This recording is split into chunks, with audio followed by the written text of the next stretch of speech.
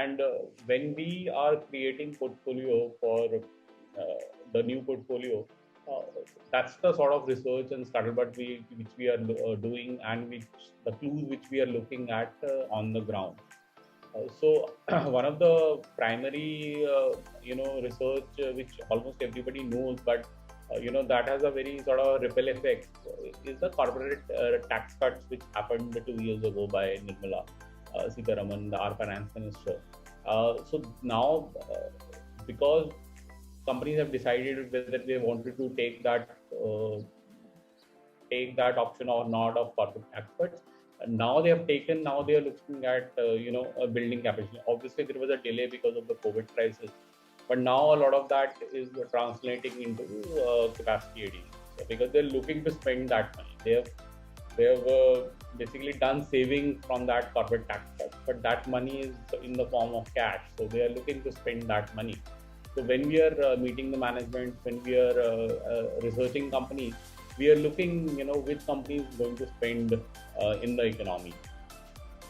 Apart from that, RBI obviously has been accommodative since the COVID crisis uh, started, even a little before that. So they've pumped a lot of liquidity into the financial markets. They've cut interest rates, and if inflation does not go out of hand, then we are going to see lower interest rates for some time to come at least. So both the corporate tax cut and the lower interest rates, when combined, this should result into some form of spending by the company. So we are looking at that. Then if you go sector specific, then a lot of market leaders in cement and steel. So if you take steel, then Jindal Steel, JSW Steel, Tata Steel, they have substantially deleveraged their balance sheets. And similarly in cement, whether you take ACC, Ambuja, Ultratech, etc., they what capex they have done into the past cycle, they're almost like at 75, 80, 85% of capacity utilization. And because the demand is both globally and internationally, it's very robust.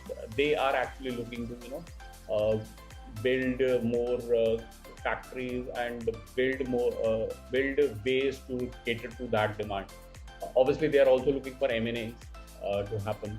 Um, but that is one point, that a lot of these companies are basically at peak utilization, and they are looking at adding capacity. Then, if we talk about other sectors like refinery capex, the upstream oil companies, or the sugar companies, where they've done capex for ethanol, uh, and the power sector companies where they're doing now renewables based capex addition, or also in the EV space, the kind of capex which is happening now by a lot of unlisted players. So that has been a sort of in an accelerated mode for the past 6 to 18 months, and that is basically reflecting into the industrial intentions. We are seeing in more projects being applied. We are seeing more environmental clearances being happening, and this is across the board, not just like private capex. Obviously, the private capex is more than the PSU capex, but even in the PSU capex, we are seeing a lot of policy push by the government, and a lot of these companies are basically adding into the capex cycle. Obviously, PLI, as I said before, the catalyst is there, but we are keeping a very close track on the companies of how they are going to actually implement this PLI scheme, and how the execution will be there on the ground for these PLI schemes. Because it's a one matter to announce the schemes, and it is a totally another matter to how they are going to execute and get the money from the government, and how smooth is that going to process be. So yeah, these are some of the clues which we are looking at when we are building the portfolio and managing that portfolio.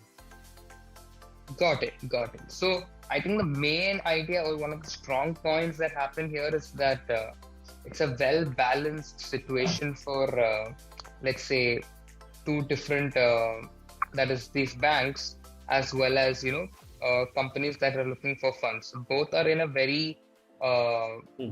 a symbiotic relationship, where both of them can actually serve each other and serve that purpose at the right time. Am I correct on this? Yes, yes, absolutely. So, I mean, after a very long time, we have a situation where the private players and the government is on the sort of same page as far as the policy push is concerned, and as far as the actual actions which are being taken in the on the ground.